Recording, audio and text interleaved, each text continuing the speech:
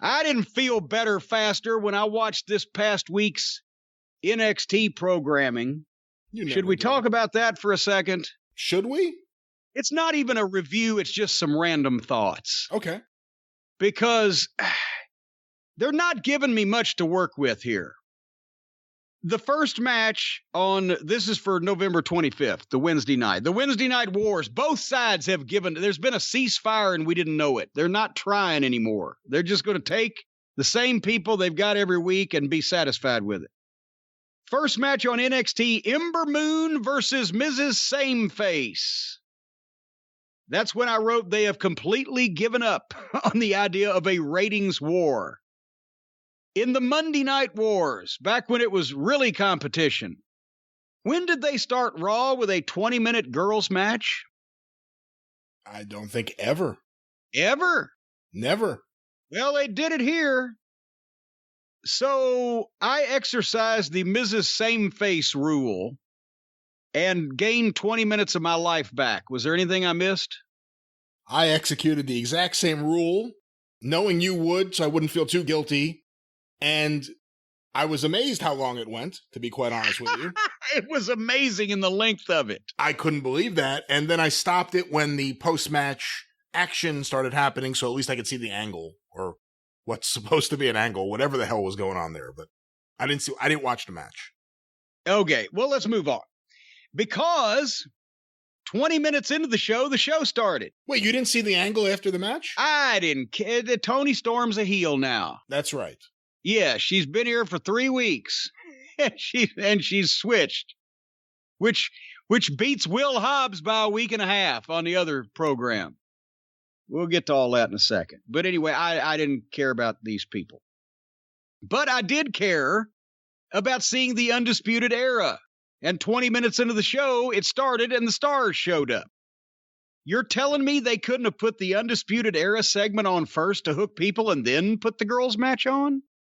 But nevertheless, they did a live promo in the ring. As last we left NXT, McAfee and his gang of heels were taking credit for killing the Undisputed Era, blah, blah, blah. Adam Cole comes back and cuts a great promo. They promoted the War Games that they've got coming up. Roddy has even found a tone where he can chime things in, and he always struggled with speaking. But Cole did great because you can tell that a writer has come up with this topic, but he makes it sound natural and he uses his own words. And so it wasn't egregious sitting there, you think, oh, somebody told us got to say this. You can buy it from him.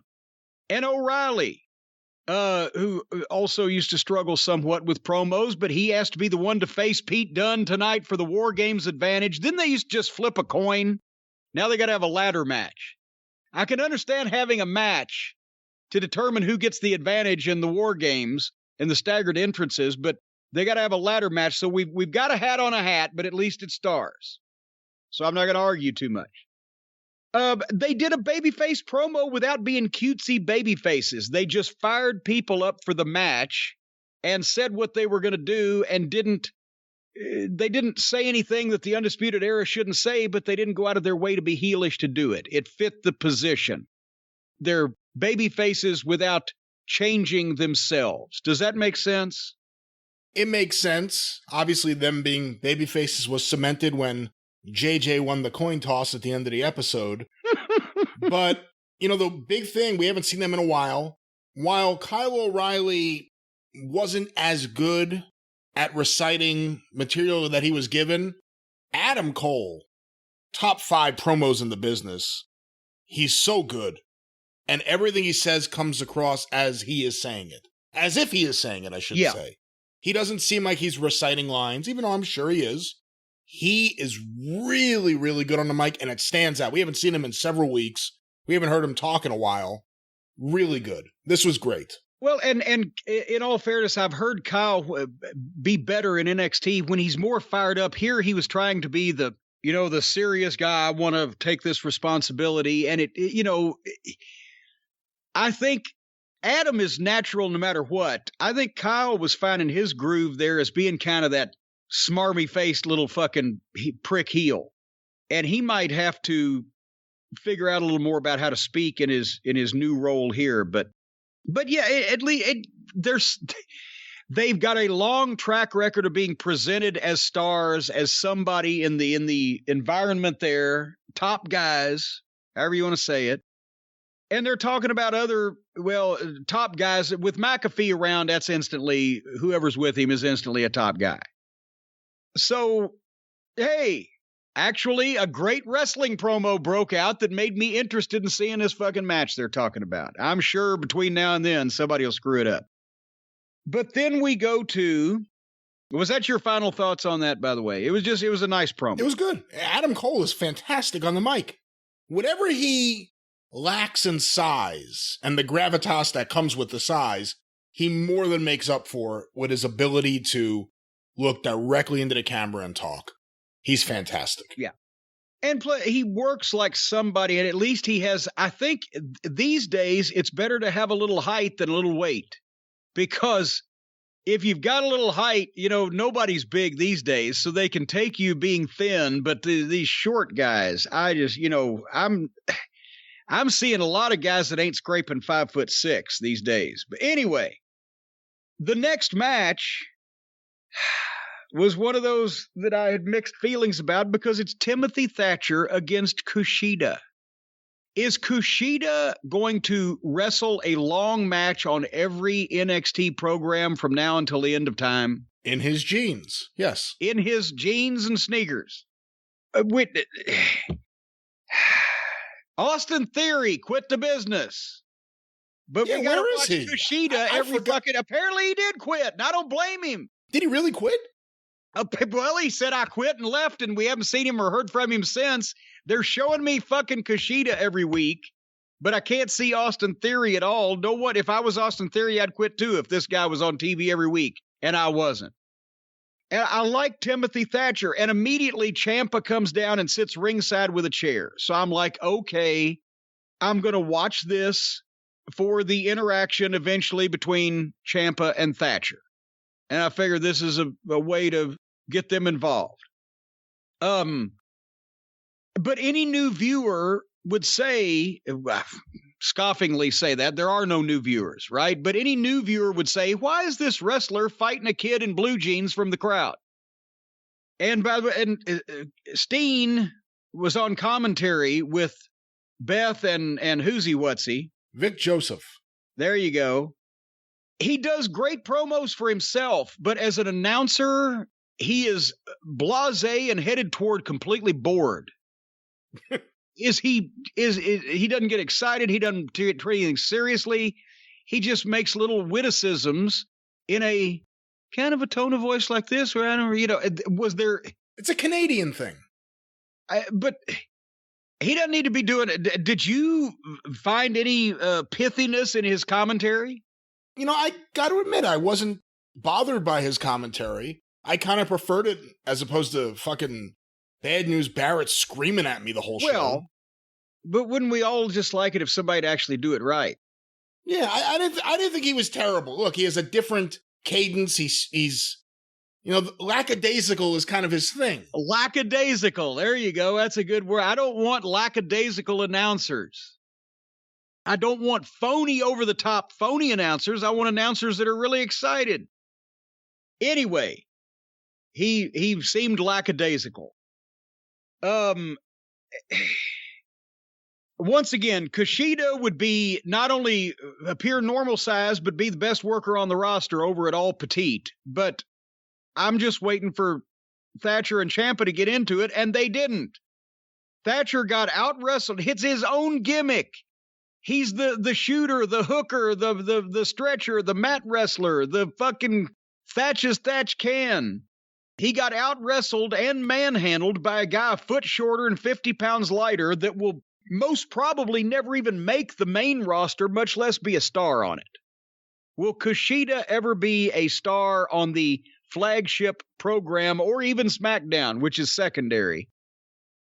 Maybe we know people are in the building. I would be surprised. Anybody can be a star. Yeah, I would be surprised.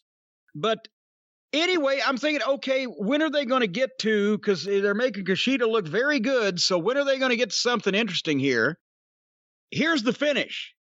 Ciampa stood up out of his chair. Thatcher looked at him, then turned and went to pick Kushida up, and Kushida rolled him up and got a double wrist lock and tapped Thatcher out.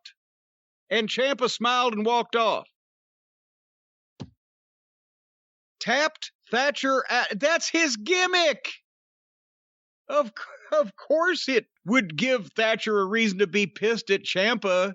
If he'd even done anything that would have distracted or caused a normal person to fucking lose, and just not because it was written in the finish. But it also, you just had fucking the catch-as-catch-can wrestling expert tap out to a fucking child. It's his own gimmick. What am I missing here, Brian?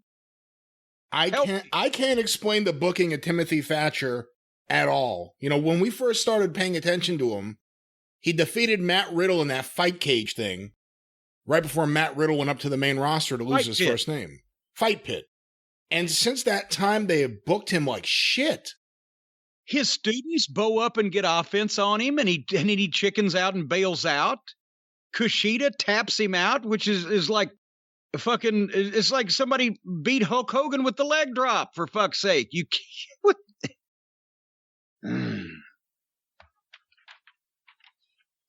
Do you see anything I missed there? I don't think so. No, I have not. We move on. I said this was going to be brief. The Kevin Owens Show, his little talk segment. Piper's Pit ain't got nothing to worry about here. And I know everybody's going to go, oh, Cornette just doesn't like Steen. Well, I didn't like him personally, but I thought he was good professionally, but that viewpoint has come to an end here. Was he supposed to just give the impression to everybody that he was slumming, that he didn't want to be there, that he was jacking the whole thing off? And this whole thing was beneath him, and he was talking to goofs, and it's all set up. He made fun of the whole thing being set up and phony through the whole thing. That was a performance that somebody who really just was pissed off and wanted to get out of their contract would have given in days gone by. He didn't give a fuck. Now, I've noticed first when he was in the ring, he's lost weight. He had his neatly trimmed beard on. He got a haircut, and it's combed, and he's wearing a black sport coat. He's still got to have a tie with his T-shirt because he has to be a little goofy. But he looked halfway professional. Who in the world could have ever had the idea for him to just do that? That is exactly how, minus the goofy tie on the T-shirt, that's exactly how he was supposed to look when he came back in Ring of Honor with a grudge against the company.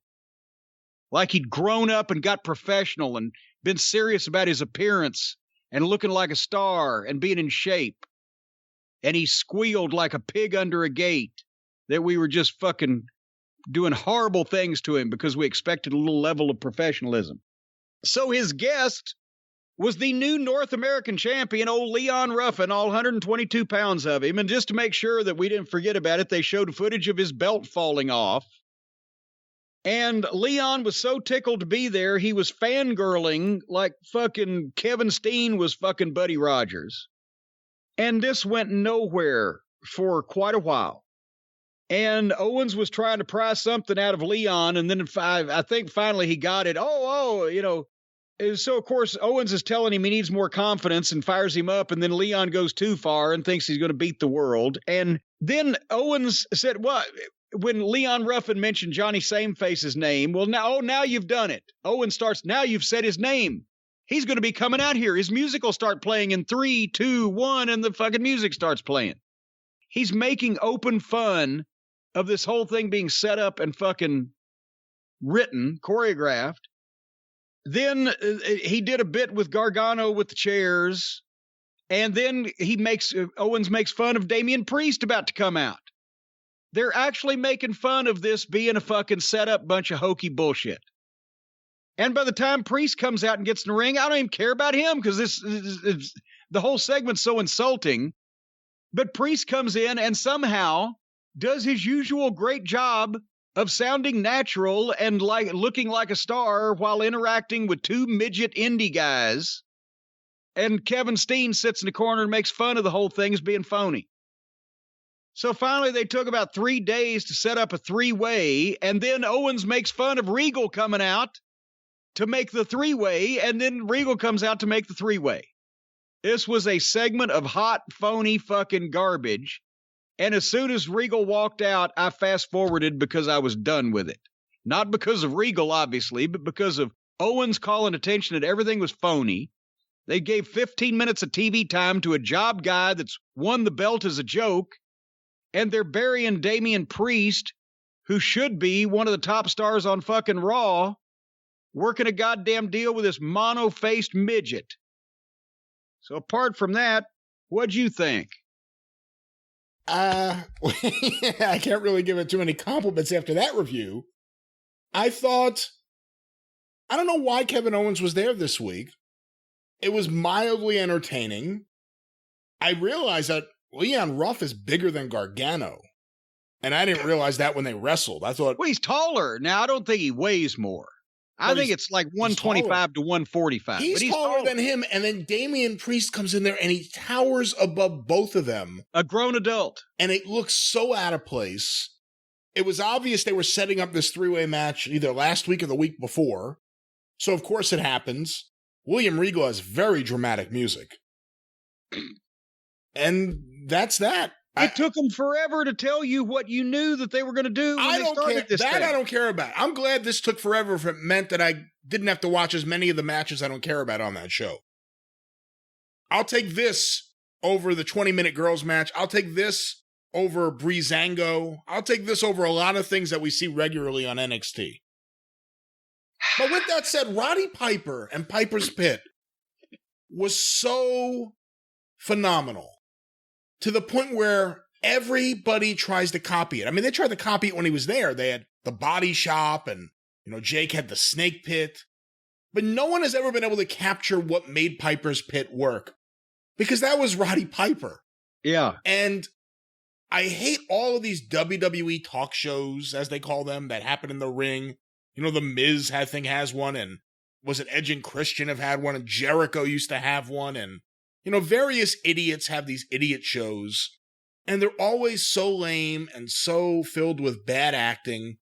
And then you see Piper's Pit, and it still holds up. It's still filled with frenetic energy. Well, also, and it's 2 minutes, and it's go watch any of those Piper's Pits. I was about to say, yeah, 2 minutes. Except for the one where they got Morton Downey Jr. and he wouldn't shut up. Every Piper's Pit was 4 minutes or less. Yeah.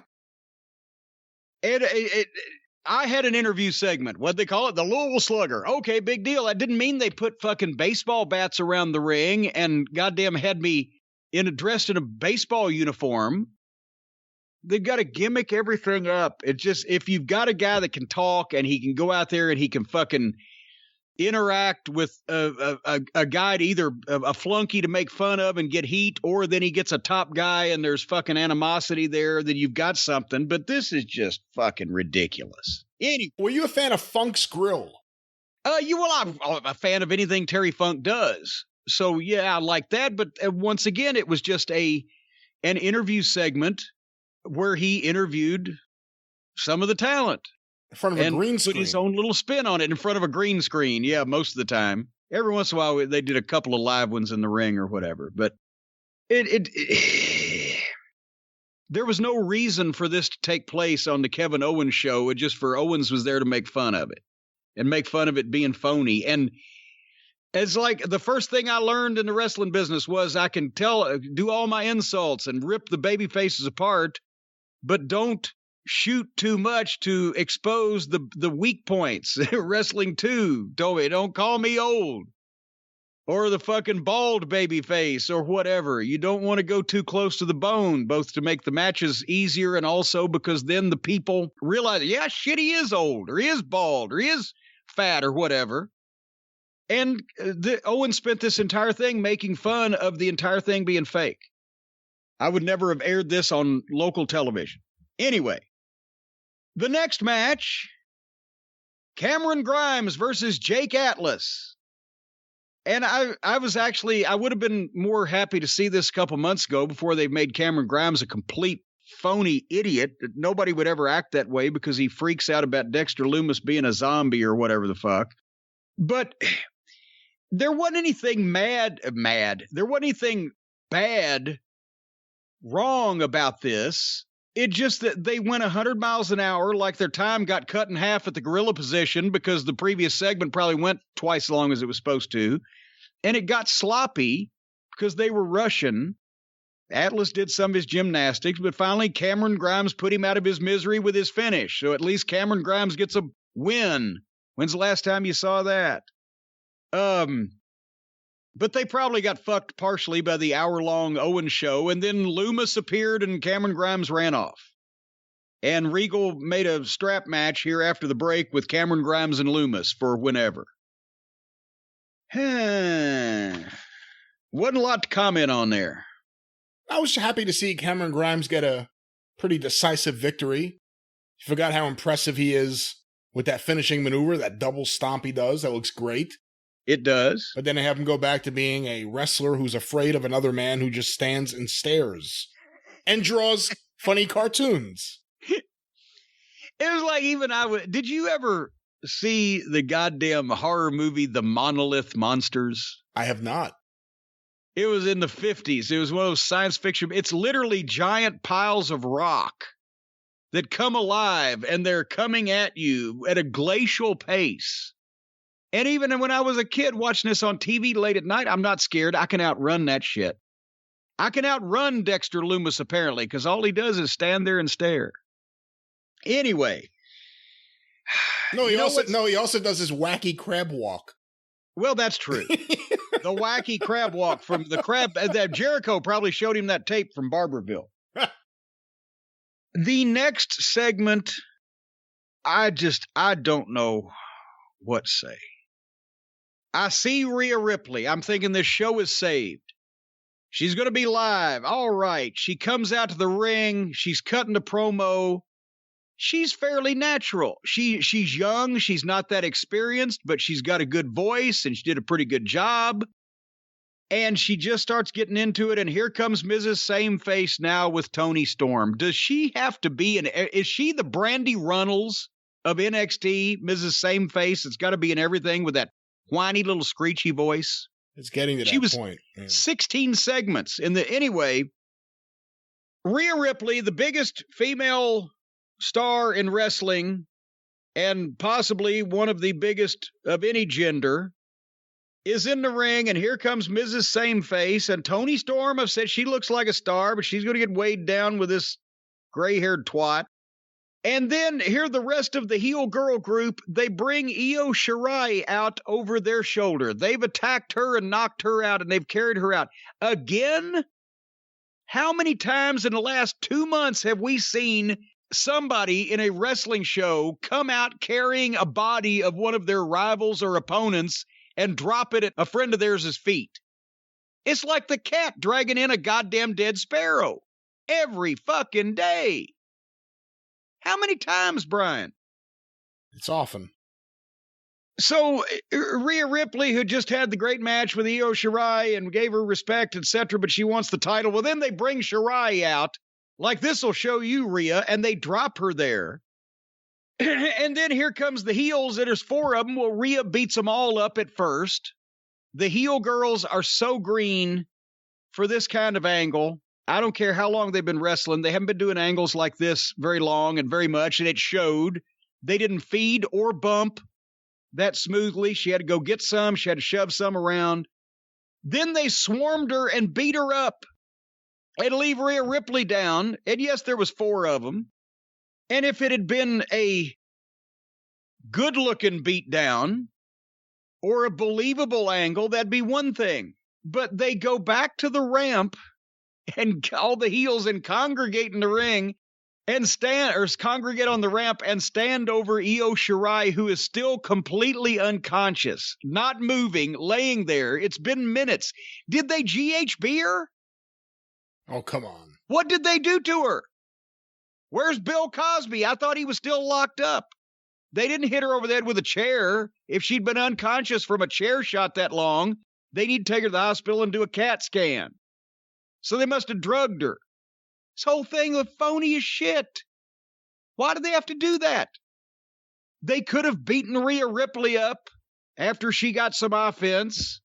And it might have looked good if they hadn't have bothered to remind us that once again, it's all phony. All I couldn't take my eyes off of the girl just laying there, not moving after all that time. What the fuck?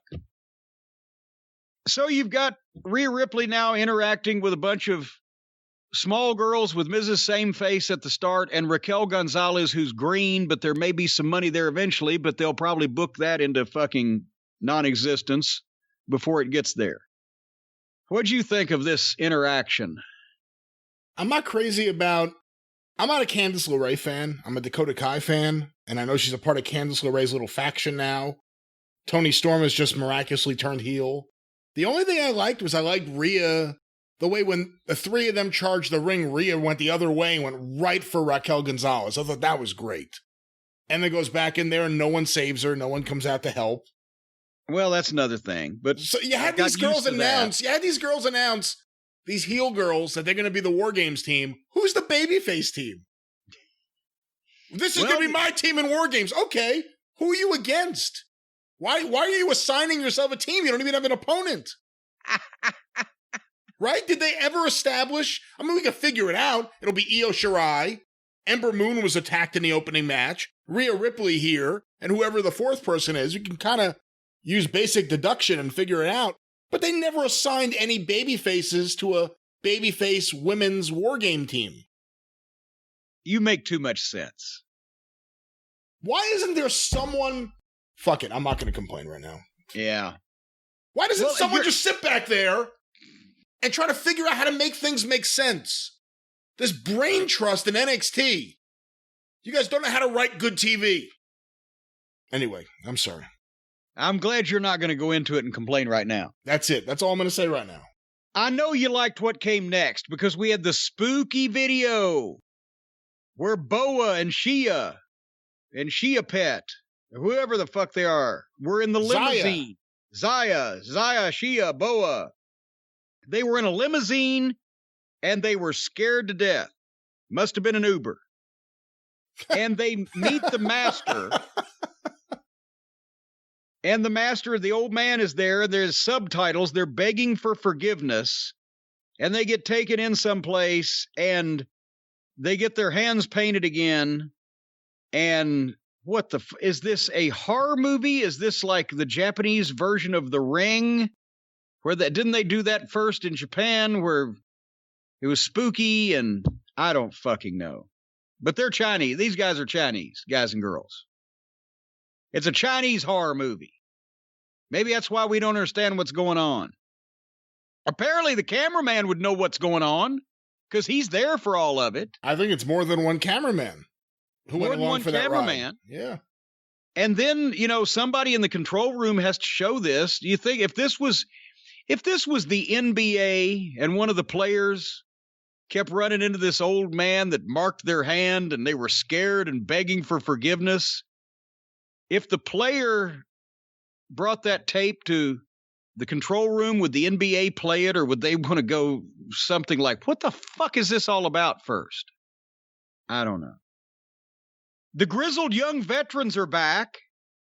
They beat up Everrise, Zach Gibson, and James Drake. One of the guys was wearing a suit with high waters and no socks on. So there's that. We had Mrs. Same Face blathering on again in the parking lot. She was literally in 7 segments, I think. And then we've come to the main event. The only event, practically. A ladder match for the War Games advantage between Kyle O'Reilly and Pete Dunne. And as I said before, a ladder match to get the advantage in the War Games. It's a hat on a hat, but at least it's a main event, and we're going to see some stars. And I've been waiting for this, and they jump-start it, and they kick it off hot. And they go right to the break. Right to the break. We had to sit through a 20-minute girls match, and they go to break here. Right now. So we come back. They're in the middle of the action, but they're working their asses off. And they were serious. They hit hard. They worked hard. They used the ladder, I thought, to their styles, with putting submission holds on.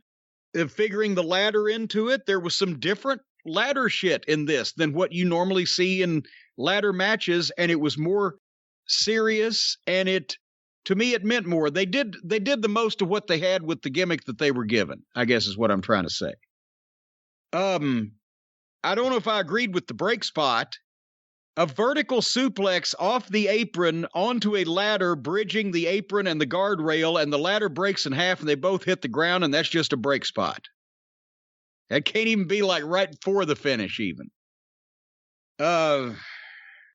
Would somebody tell old Proud Boy Ref to either tan the back of his fucking jug head or grow some hair out?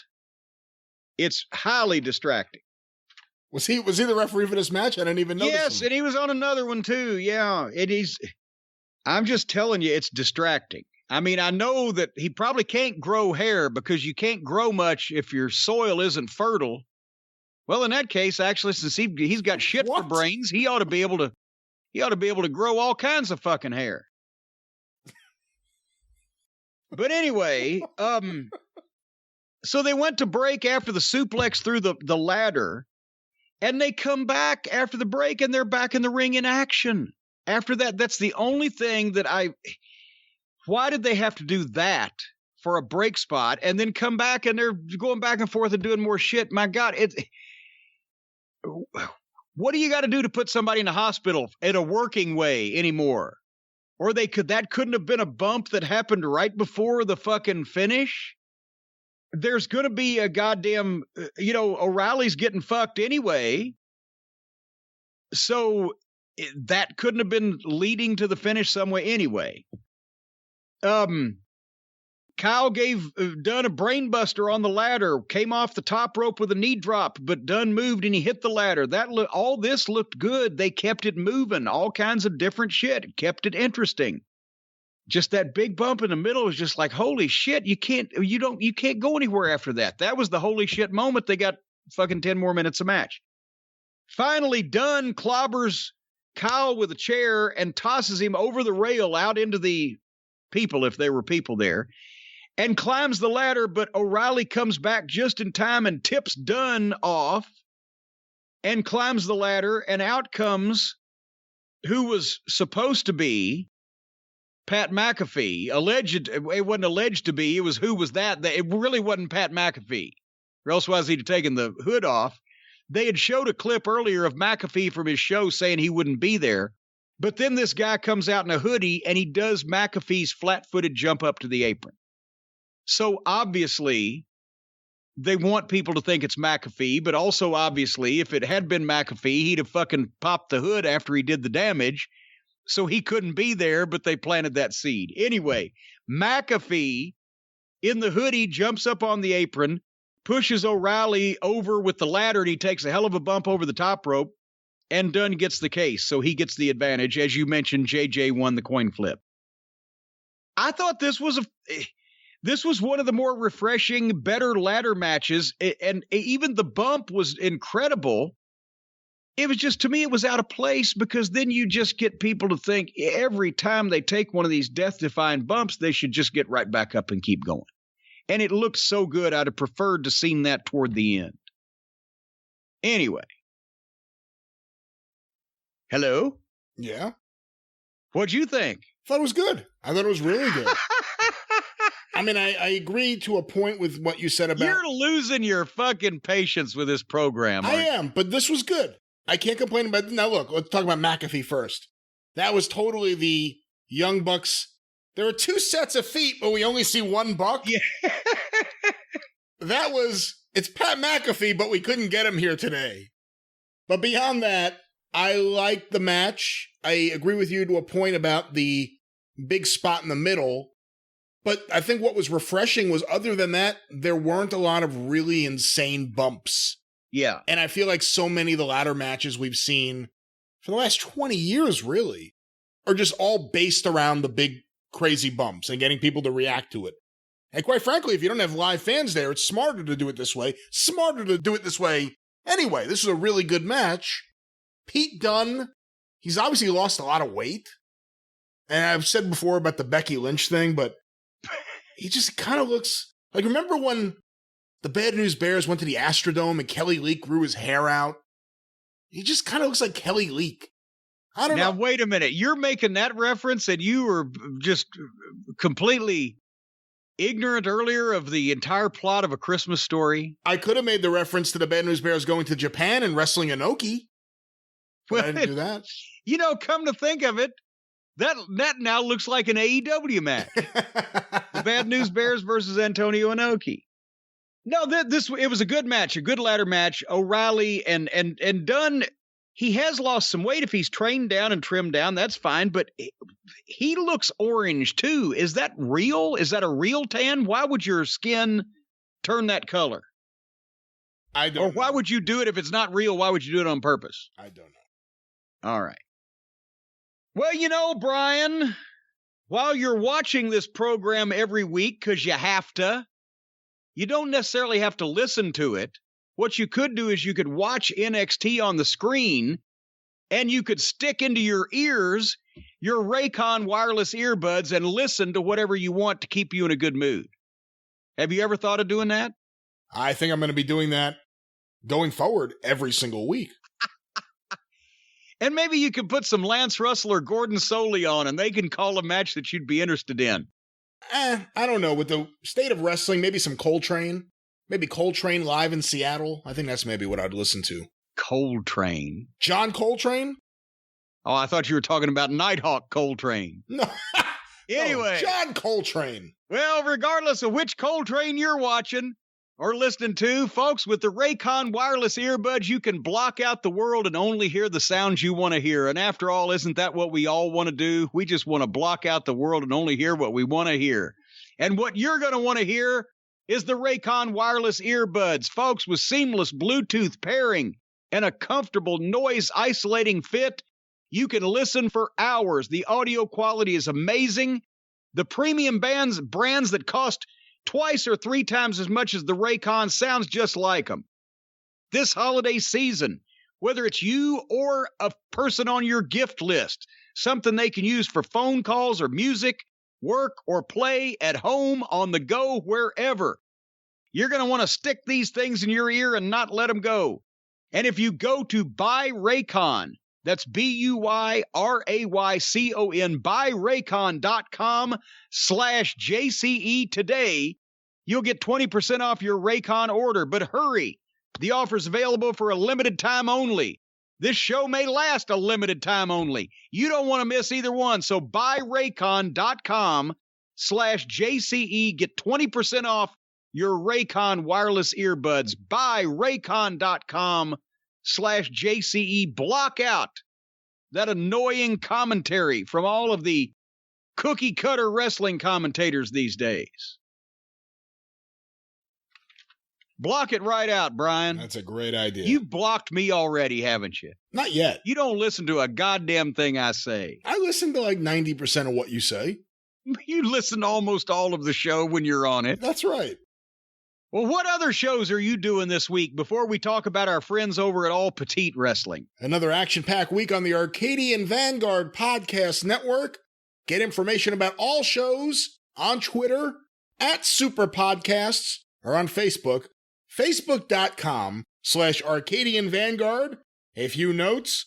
The newest episode of Charting the Territories is up right now, where Al Getz and John Boucher go back through wrestling history, revealing results and things that people have forgotten over the years, specifically focusing on Leroy McGurk's territory. This episode, a big feature on 1976, some of the big turns that happened in what would in the future be the Mid-South Wrestling Territory, using analytics and lots of other information. Check it out today at chartingthepodcast.com.